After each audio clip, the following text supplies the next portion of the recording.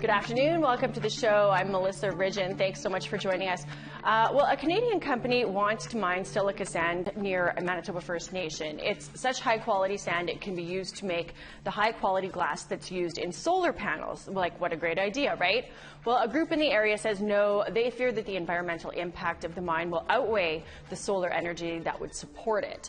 And that's the same with a group in Saskatchewan. They're opposing peat moss mining. I mean, while it's good that more and more people are growing their own food at home and buying up bags of soil to do that, the group says that mining peat moss for that soil is a bad idea and that the negatives outweigh the positives.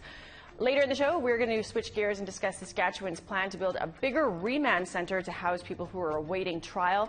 Some say that it flies in the face of Truth and Reconciliation Commission calls to action and that it's a huge waste of money, they argue. So lots of food for thought on today's show and an assortment of issues.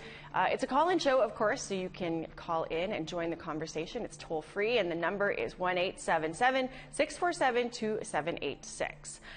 So, as we said, this proposed silica sand mine in Manitoba, well, it divided a community. On one side, there's Chief and Council and those who say that there's a need for jobs in the area. On the other side is a group saying that you need to leave the sand in the ground. Any mining of any sort is just a bad idea. Brittany Hobson first brought us that story back in February 2019. Lots has changed since this story, but we'll get into that later. I just want to have a look back on how the story began. This is Camp Morningstar. The peace camp was set up in Hollow Water First Nation after exploration began on a proposed sand mine project. The teepees were erected not so much as a protest or not so much as a blockade as it is for us to come together in ceremony. Lisa Raven is a band member. She says the camp was started to create a safe space to share concerns over the project. One of the main ones being the demolition of a community trap line. It holds, a special place in our lives. So, if you don't own a trap line or if you're not in line to inherit one, then this is the place where you would learn those things, where you would be, given access to the land. Canadian Premium Sand is in charge of the project called Winnebago Sand. The company is hoping to build an industrial plant to extract silica sand from hollow water, and the neighboring communities of Seymourville and Manicatogan. Hollow Water Chief Larry Barker says the community has access to another trap line, and after extensive consultations with CPS, believes the benefits of the project outweigh the negatives. The community is scared for that change. I know what the community is facing. This is a huge change for them. But this huge change, it betters the lives of everybody because there's going to be job opportunities. The project is expected to create 150 jobs for the three communities. Consultations began about a month ago, and the last one will take place at the end of the month. Bronwyn Weaver has been facilitating those conversations. She says the project has been designed to create the least amount of environmental damage. One is that we're not taking any water from Lake Winnipeg, and we're not discharging any water into Lake Winnipeg. We're not touching the lake. The second thing is that all of the processing is done inside buildings so that we can contain our dust and manage it in the safest way. The third way is that we are going to incorporate something that's called rolling restoration. And that means that when we mine the area, the following year, we're going to be restoring the area that was mined. The province has yet to approve the project. Barker expects a decision in the next couple of weeks. The camp will stay until the weekend, and then we'll decide what to do from there. And I think both sides have a valid point. Like the jobs are needed, opportunities are needed in our community. And we also have to protect the land and our future. So, who wins in that situation? Brittany Hobson, APTN National News, Hollow Water First Nation. Oh, is that the guest book? So that proposal has changed a bit since that story that we just watched, which was from 2019, as a result of the crash of the oil and gas industry. Canadian Premium Sand still wants to mine silica, but at a tenth of what they had originally planned, and with a very important shift in what that sand is going to be used for. Previously, they wanted to mine the sand for use in the fracking industry, but now they want to mine the sand. It's very high-grade silica sand, and they want it to be used to make glass used for solar panels like we're seeing right here. So most people are looking to renewable energy sources. This seems like it would be a great shift, right? And shouldn't we all be encouraging and supporting businesses that want to get into these renewable energy industries? Because the project scope has changed, production is delayed now. They have new I's that need to be dotted and new T's that need to be crossed. We invited Canadian Premium Sand on to discuss this changing business plan. We didn't hear back from them. The people who opposed the original project, though, continue to oppose any new one. They just don't want mining in the region. Joining us now from Camp Morningstar, Hollow Water First Nation member Marcel Hardesty and the camp's technical advisor Don Sullivan. Hi, gentlemen. Hello. Hi. Thank you guys both for joining us as we're kind of looking ahead at what's changing, what's in store. Marcel, you were part of getting this group started back in 2019 when Canadian Premium Sands wanted to mine silica sand for use in the fracking industry. Why did you guys want to take a stand to oppose that? Because there was no consultation, no real consultation whatsoever. And also the young people that stood up and wanted to protect the land asked for support and guidance from the older people like myself, so I stood with them. So, I mean, we saw in the story that we just watched before we started talking with you, the Hollow Water chief says that there was consultation that took place. He and chief and council support, or he as chief and council support this mine. Tell us a little bit about why you feel that there wasn't, what's the disconnect between him saying that there was consultation and your group, Camp Morningstar, saying that there was, in fact, not? The reason for that is because they invite select people that will stand with them, the elders that they pay off. That's who they consulted with, and that's only a handful of people. Yeah, I'd add to that too is that the chief and council signed a benefits agreement with Canadian Premium Sand in November of 2018, in which they received a $250,000 payment. They did not consult the committee until December of 2019. So any sense of meaningful, free, prior informed consent, bona fide consultation, would have been tainted because the chief and council had to give their unequivocal support to the silica sand mining project. So before I'm going to get into a question specific about the mine, but before that, Don, I wanted to ask you if you can just introduce yourself to our audience here, to our viewers and our listeners at home. How did you get involved in this? Well, I got involved in October of 2018 when Marcel and another elder got a hold of me and said they were only getting information about the silica sand mine from the company, and they weren't getting any other kind of information. Mm-hmm. So I did some research on silica sand mine. There's plenty of silica sand mines in the United States, and they've been operating for many years. And so I prepared a little report and probably I told them what concerns should be addressed and how to go about highlighting those concerns. And what's your background? I mean, I know you live in the region too, but what is your background? Like, why would they have come to you to say, Don, can you help us with this? Yeah. Take us back a little bit, because I'm sure people in the region know, but I was the executive director of the Boreal Forest Network, which was a pan-boreal organization. The North American office was in Winnipeg. And then I got involved in the Pimatuanaki World Heritage Site issue. Mm-hmm. And then I ended up working on that issue as a special advisor to the government. So my connection to the east side and in Hollow Water goes back some 30 years. Gotcha. Okay, and so what, I mean, because people are probably like me going, I don't understand what the problem with silica sand mining would be. Can you get into some of that for us? Yeah, sure. There's a number of issues. First of all, silica sand, the particulate matters are so small that there's a health issue with the storing of the sand that may be close to people living in the community, silicosis, which is a cancer-causing health issue. There's going to be a problem with the leaching that will inevitably occur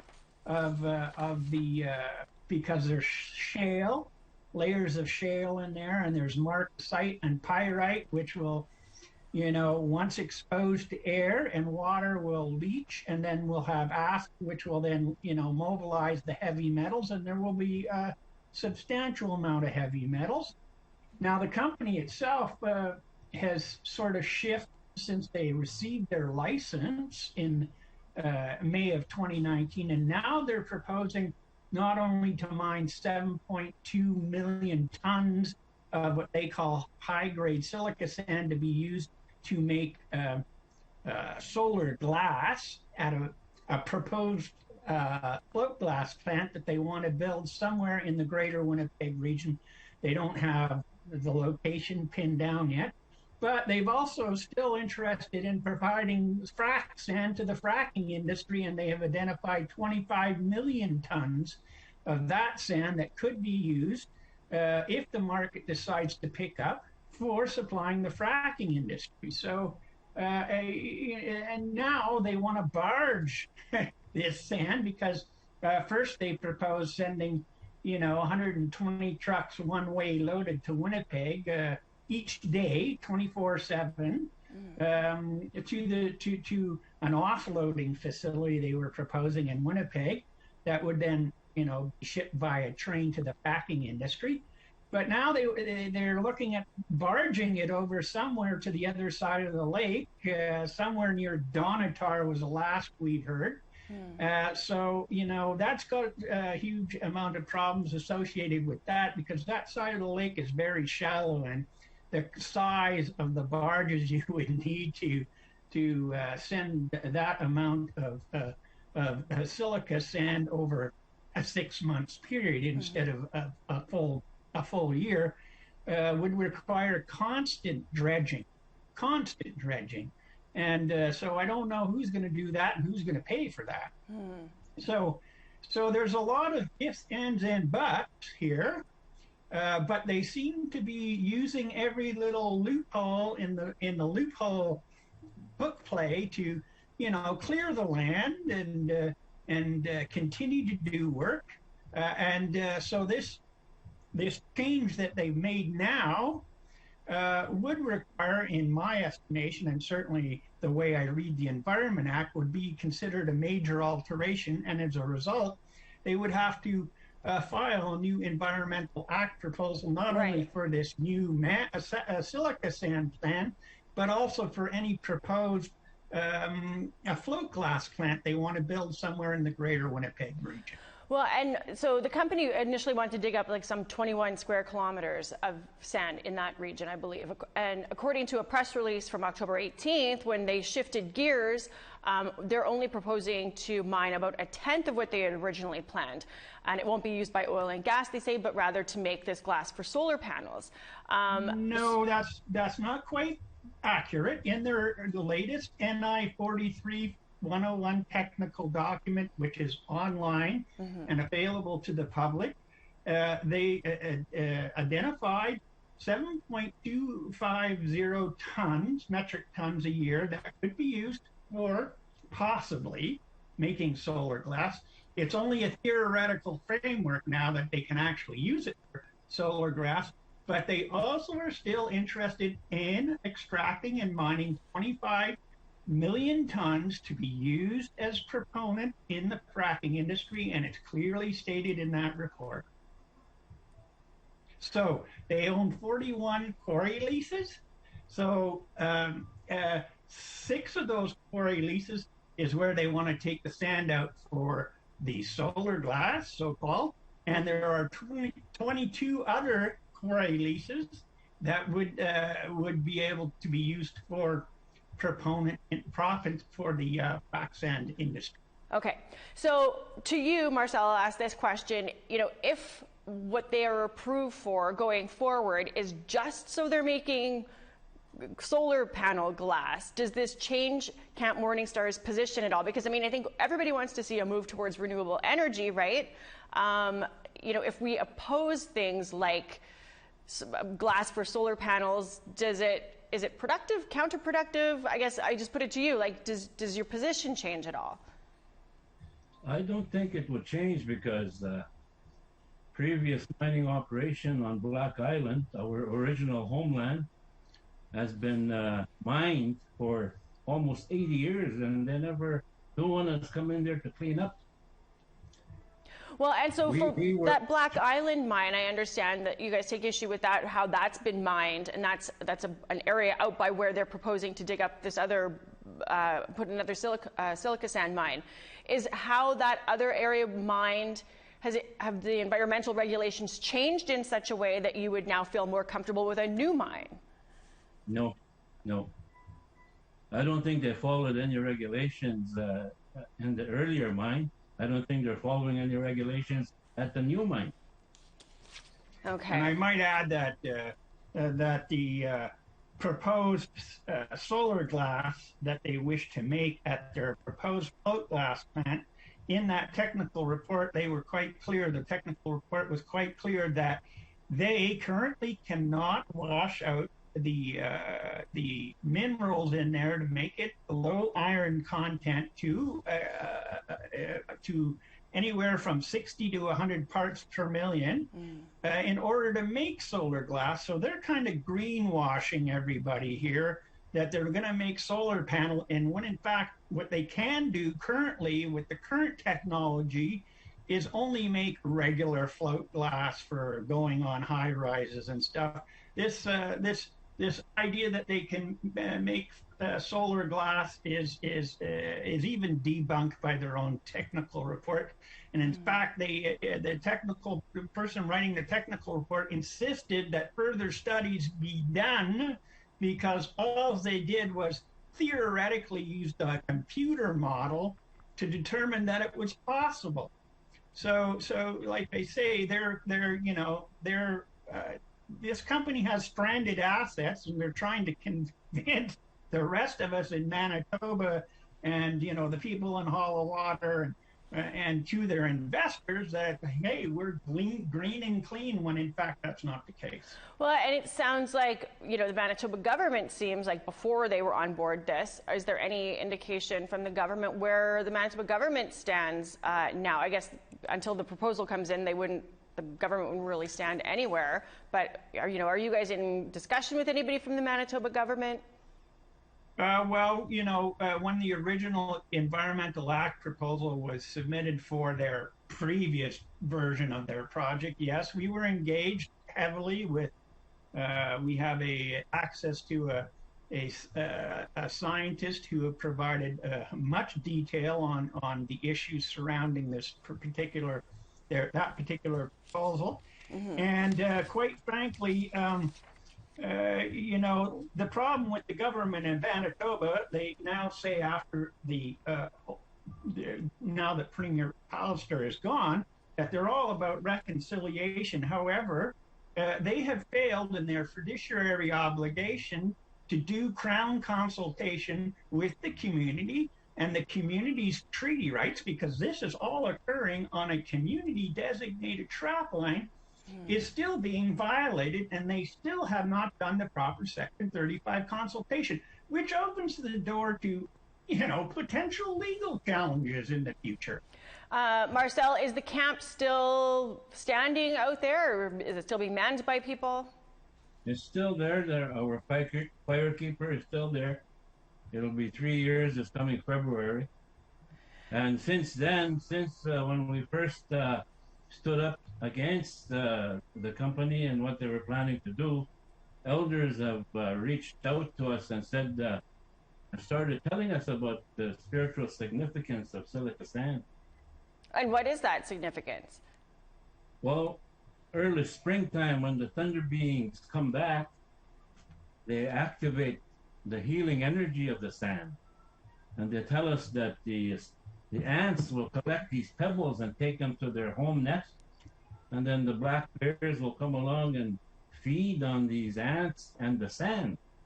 And also that for thousands of years, indigenous from all parts of North America traveled to Black Island to harvest these pebbles, which they use in their rattles. Rattles are used to communicate with higher energy beings that guide indigenous people in ceremonial practices. Yeah. Well, we're going to have to wrap it up there because we need to take a break. But I thank you, gentlemen, for taking the time out of your day to join us and share with the rest of Canada what's going on out near Hollow Water with regards to this proposed silica sand mine out there. It's something we'll definitely be watching as this all unfolds. So like I said, we need to take a break, but when we come back, we're going to head to Saskatchewan. Did you know that potting soil contains peat moss and that the peat moss is mined from muskeg? I mean, I think some of us, myself included, assumed that it was grown somewhere for commercial use. We're going to meet a group that says peat moss, which retains moisture and acts as a natural filter for environmental pollutants, needs to stay where Creator put it, especially as many regions are seeing increased wildfire activity. Our upcoming guest, Miriam Corner, and her colleague Quincy Miller took our videographer Brent McGilvery out on the Muskeg near Sucker Lake and La Ronge, Saskatchewan. They share how they think the land will be affected if peat moss harvests go ahead. They say, you know, it's reclamation, and yeah, they could reclaim it, and it might, but it's going to look like a farm field, you know, and it would have sedges like this growing, and maybe you could plant cranberries or blueberries or something, but it's not the environment that supports all the wildlife like we have here. Like when the cranes are passing through in the fall time and in the springtime, they're usually here in the muskegs, and in the little ponds there's always geese in the summertime and those sort of things, and there's moose and caribou, and you know, all these animals are really dependent on this environment that's still intact, and it's so fragile. Like, so it's really, really important to keep it in an intact state because it takes so long to recover. Join our conversation now. Call in toll-free at 1-877-647-2786. Like us on Facebook on our APTN News page. Follow or tweet us at APTN InFocus, and send your thoughts to infocus@aptn.ca.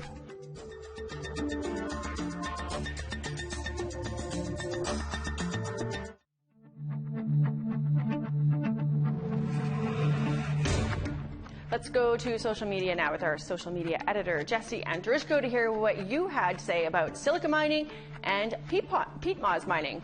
Thanks, Melissa. There was some discussion on our social media about today's topics. Let's take a look. First, about mining for silica sand, from George. He said, rape the land and then repair it better than before. Bessie added, the impacts of all the colonizers has been devastating to the lands, and it's getting to the point of no return. But colonizers never repair. It's not in their nature. They just exhaust systems in one space, then colonize another space. Colonizers pretending to be the true voice of humanity, believing their own lies they tell themselves. Carol asked, if there is a silica sand near Toronto or Quebec City, she goes on to say, it is always beautiful spaces that get destroyed and never return to their former beauty. Water resources are spoiled forever. Wildlife will never return. Christopher commented, wow, destroy the land more to make solar panels. Got to laugh at people telling you to go electric. Lastly, on the topic of silica sand, Rob said all the mining has a negative impact on the environment. How about reusing materials we have? Sure, it costs more and likely is harder, but eventually we will have to go down that road. Great comments and questions. We received a few thoughts on our next topic, peat moss. In response to our post saying that wildfires are becoming more intense and frequent, Courtney said, there is no evidence of this. Actual acreage burned has been decreasing steadily for years, as has the frequency of fires. Another comment from Twitter, Chris said, I was on peat moss fire earlier this year. They are incredibly hard to extinguish. there would need to be a serious mitigation plan in place to prevent a peat fire from escaping. Lastly on Facebook from Joy, wow, how short-sighted. Even regular people like me have learned the good of peat moss in the wild, and that we should stop buying it. Thank you to everyone who took the time to share their thoughts. If you want to join the conversation, here's how. Join our conversation now. Call in toll-free at 1-877-647-2786. Like us on Facebook on our APTN News page. Follow or tweet us at APTN InFocus, and send your thoughts to infocus@aptn.ca. Well, a group of Indigenous folks and conservationists in Northern Saskatchewan are raising awareness about the importance of peat bogs, also known as muskeg. Muskeg deposits store carbon and prevent it from entering the atmosphere as carbon dioxide and methane. So leaving them intact helps counteract some of the effects of climate change. Quebec-based company Lambert Peat Moss Inc. wants to mine peat moss starting next year near Lac La Ronge Provincial Park for the next 80 years. Let's go back to Quincy Miller, who we saw just before the break, one of the people who opposes peat moss mining. He shows us an area that was disturbed to make a temporary road to get into a peat harvest site. So you can see over that period of maybe 25 years, you can see behind here, like,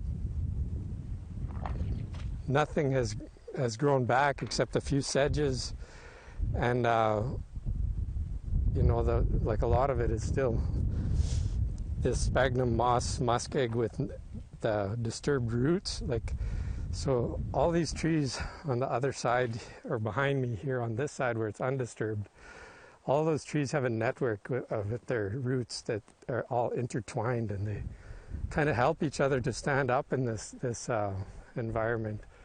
But as soon as you disturb it, it takes a long time for any of those roots and trees to intermingle and build the network that they need to survive. So, I mean, this is a pretty good indication. If this is 25 years without disturbing any peat, it's, you know, if you disturb the peat and you remove the peat, it grows back at 1 millimeter per year, and they're talking taking 2 meters, that's 2,000 years of a perfectly healthy forest, like behind me here. It would take it 2,000 years to produce that. But if you disturb the forest, first of all, it's not going to start regenerating till the forest comes back. And I don't know, I bet you can see this trail. I bet you'll still see it in 100 years from now. So it's going to be 100+ years before it even starts to grow back. Well, we are joined now by members of the group Peat's Sake, Protecting Saskatchewan Muskegs, Miriam Corner and Elizabeth Buckley. She's a biologist and an educator who works with Peat's Sake. So first of all, I want to say thank you guys for taking time to join us. Vanessa Hagen was supposed to join us too, but she's having some technical difficulties. So you guys are having to hold down the fort for everybody here. We thank you for it. I'll just ask each of you, we'll start with you, Miriam, if you could explain how you got involved in this group and, you know, what made you first even take notice that peat moss was being mined in the area, and then also why would you oppose it? Yeah, actually, I'm one of the founders of For Peat's Sake, and I heard about it at first fall last year when Lambert Peat Moss Inc. invited to a public engagement.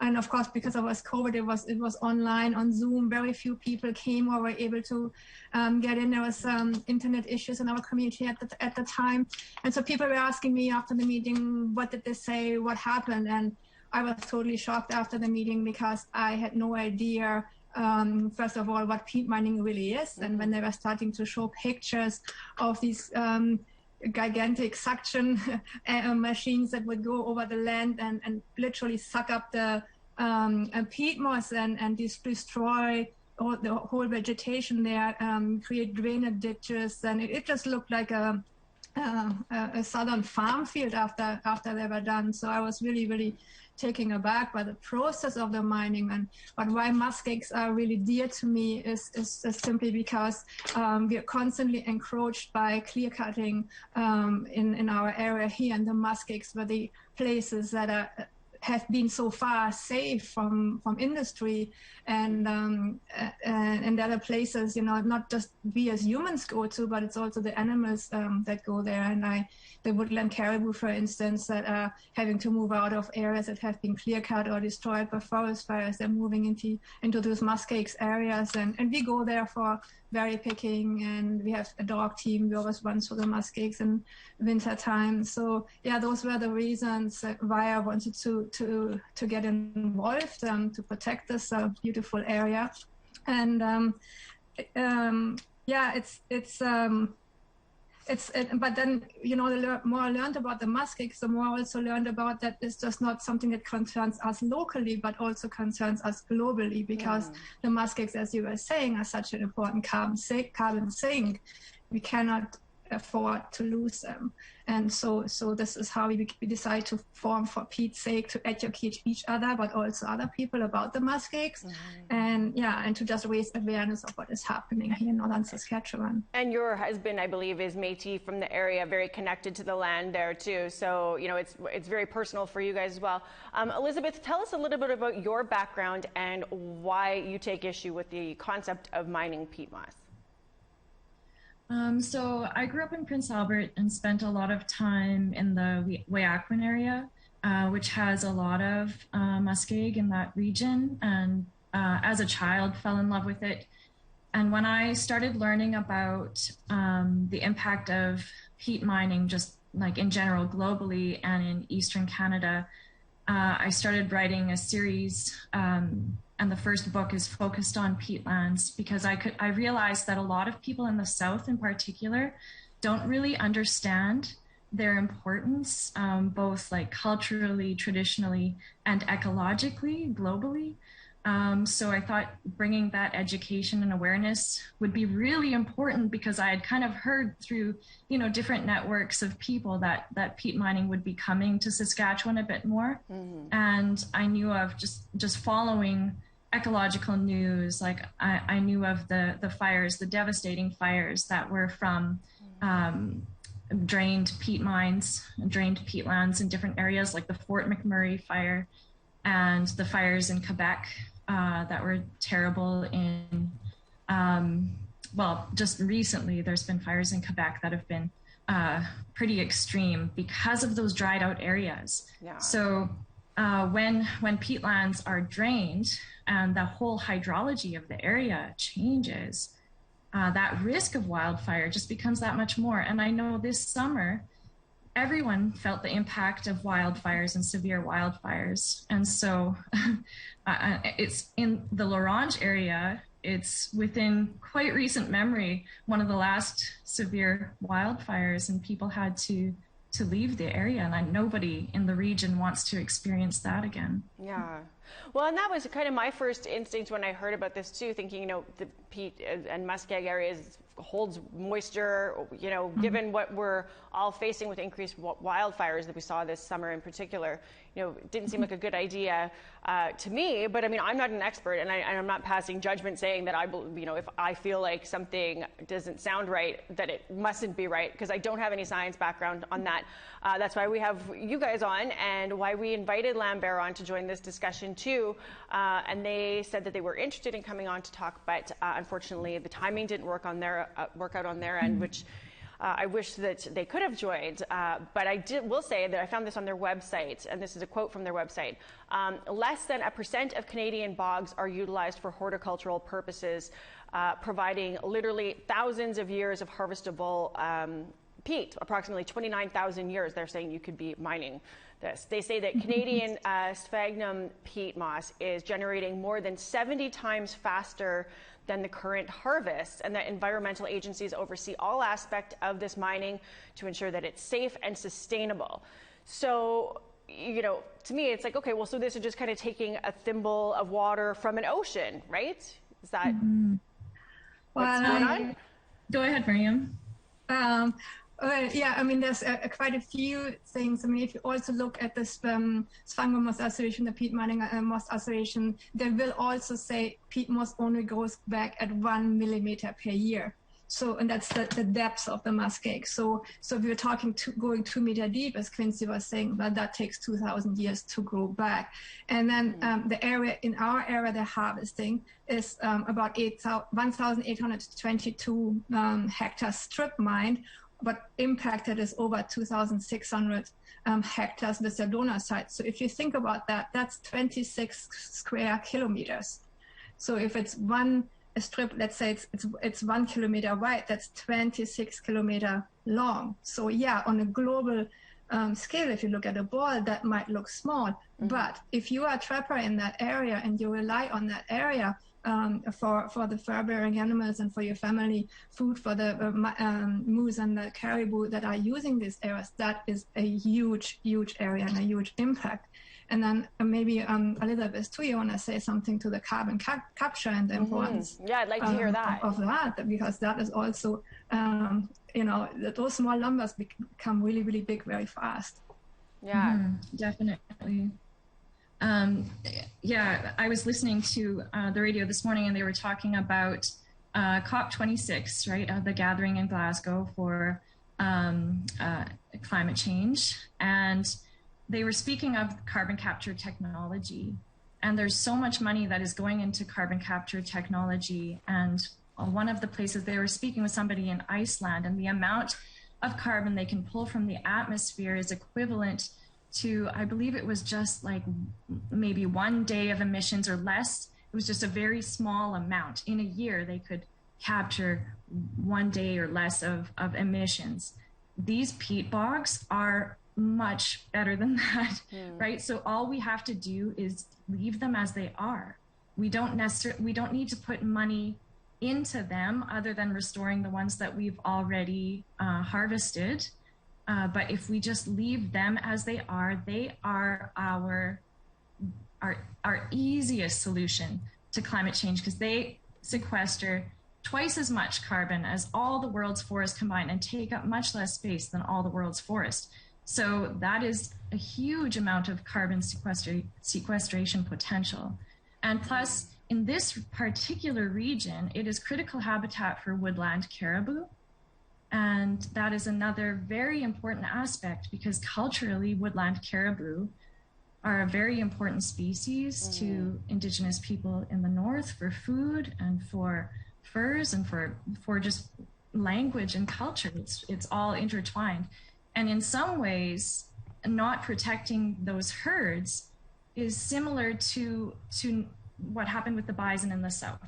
Yeah. So they really, really need to be protected. Well, we were hoping to have Vanessa had planned on joining us to talk about sort of that cultural significance too. Unfortunately, she had some technical problems, so couldn't do that. Thank you both for joining us and shedding some light on this, because I mean, I knew it was news to me. There's a whole notion of peat moss mining. I just assumed it was grown somewhere and put in our potting soil so we could all garden at home, and it sounded like a great idea. So lots of food for thought from you guys. Thanks for that. We have to take another break, though. When we come back, we're going to still stay in Saskatchewan, but we're switching gears from peat moss mining to a $120 million remand center that the government wants to build, and a long list of people who say it's a waste of money and it's not needed. Coming up, Pierre Hawkins, Public Legal Counsel for the John Howard Society in Saskatchewan. He says, quote, Saskatchewan holds people on remand at twice the rate of other provinces, and we prosecute bail applications, and administration of justice charges is largely to blame. The government is spending a fortune on Band-Aid solutions and has done little to address real problems. More on all of this after the break, so stay with us.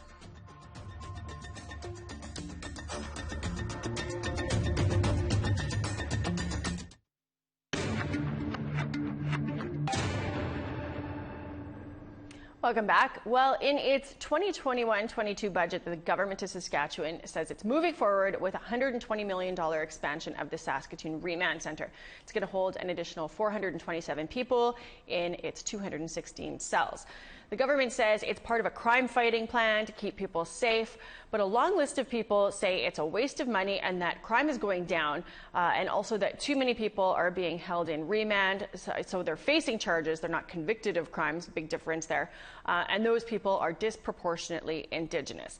So it's a strange tact to take when all eyes are on the over-incarceration of Indigenous people. Last year, the Correctional Investigator of Canada called it a terrible historical milestone that a record number of Indigenous people were being housed in federal prisons. Let's take a look back on a story from 2020 to set the stage for the discussion that we're going to have about what's going on in Saskatchewan. Just 4 years ago, Ivan Zinger reported that a quarter of people in federal prisons were Indigenous. Now, that number has gone up to 30%, while Indigenous people only account for 5% of Canadians. Zinger says Canada's efforts to curb over-representation are not working.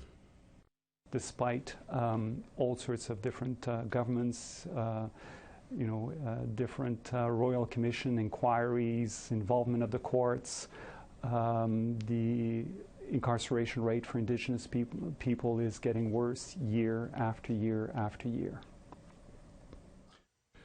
Jane Dixon is a professor at Carleton University's Faculty of Law.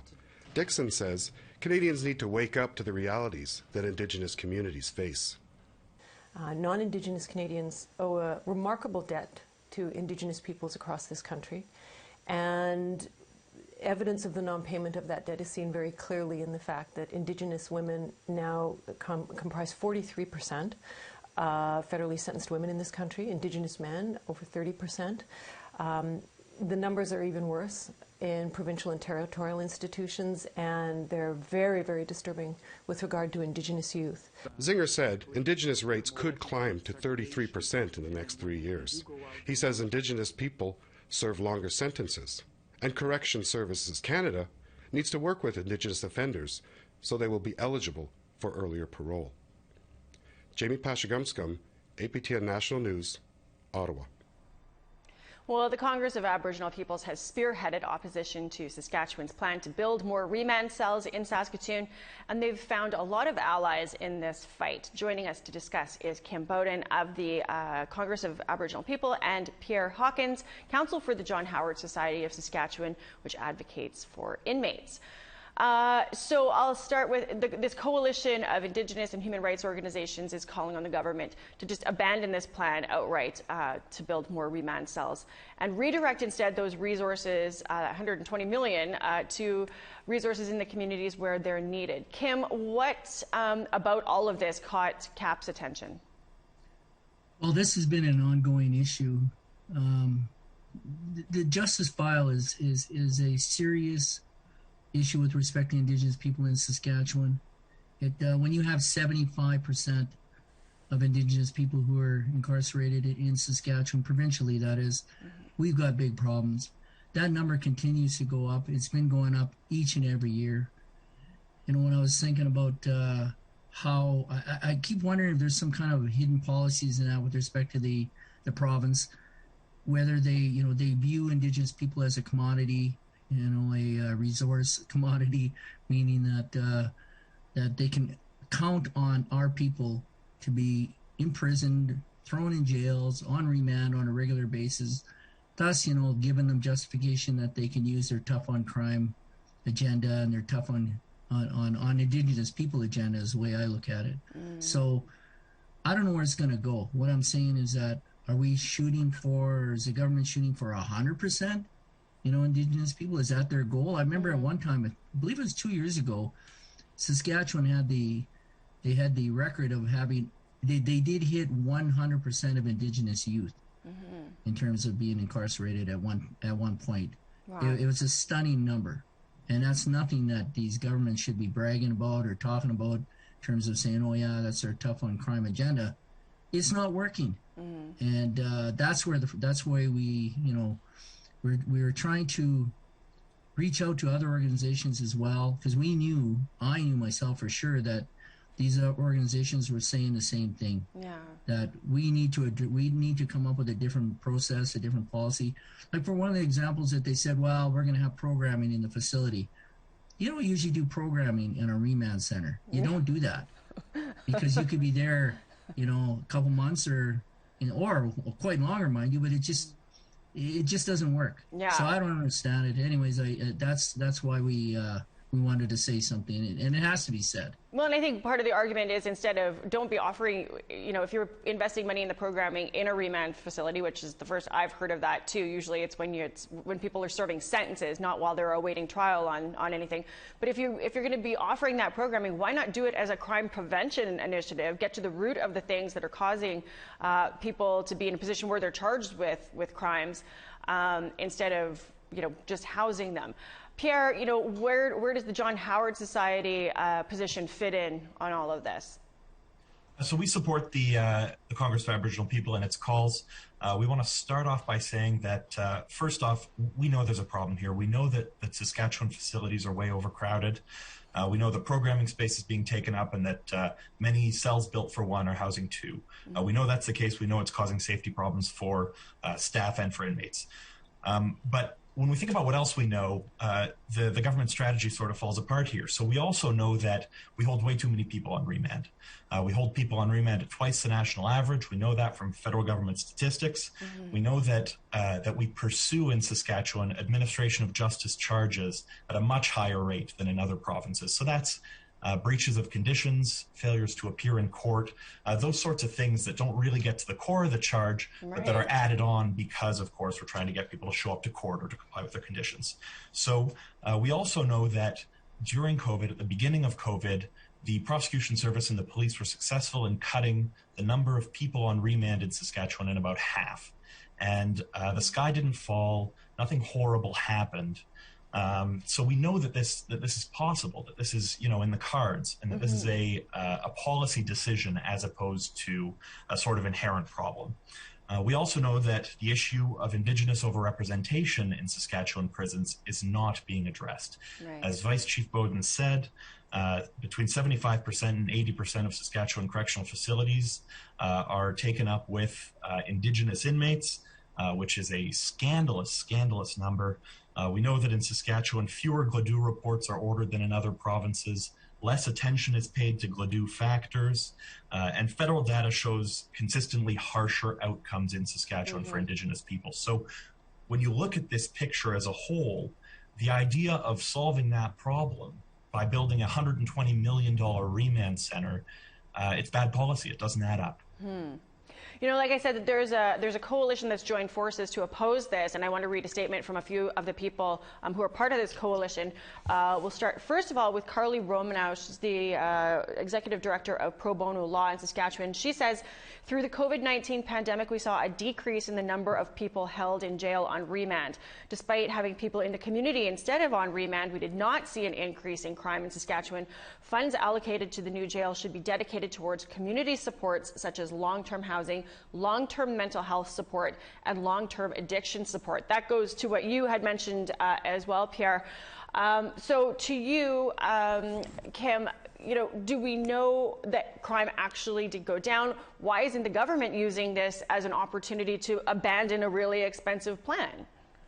That's a very good question. Yeah, in fact, crime did go down.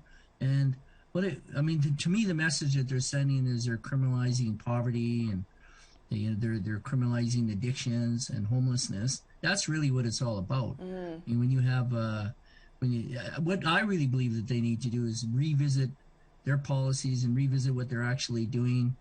But I don't believe that they have the political will to do that at this point, because it looks good in the public sphere. People think, well, okay, we're tough on people, we're tough on crime. But the public doesn't really understand what goes on behind the scenes here, and that's why it's really frustrating to address these kind of policy issues with the province. I'm not sure. Well, from a federal point of view, I was going to mention this too, is that CAP is working behind the scenes right now with respect to the federal government. In turn, we are looking at how we can change provincial policies in terms of. In other words, if they're, for example, if the budget, if there's 100% budget and 75% of Indigenous people are going to jails in Saskatchewan, then maybe we should take a look at 75% of that budget and say, well, we can do other things with this. We can address these issues to keep them out of these jails in Saskatchewan. Because, I really don't know where it's going to go. I mean, I really believe it will hit 100%. and that is a stunning number. We only have about 1 minute left here. Sorry, I wanted to get to some other quotes that we had from other people who have joined, the opposition to this, but we don't have time to get to them. But I will say to Pierre, does this fly in the face of the Truth and Reconciliation Commission's calls to action? Well, absolutely. I don't think you can look at that 75 to 80% number in provincial facilities and say that really much of anything is being done in order to address the calls to action that are geared towards the justice system. Ending the overrepresentation of Indigenous people in the prison system is a call to action on the in the report of the Truth and Reconciliation Commission, and the province's failure to do that is a real shame, both from a policy perspective and a reconciliation perspective. Well, thanks, Saskatchewan. I guess we'll have to look at that. That's a whole other thing. Like, let's just go by the number of calls to action that this flies in the face of. Thank you, gentlemen, both for joining us today. Something that we'll be watching as this unfolds. There are $120 million spent to increase jail capacity in Saskatchewan. Well, we are all out of time for today's show. Thanks to all of our guests for making time to discuss these important issues, and to you, our viewers, for tuning in. We always love having you here. And we'll see you back here on InFocus next week.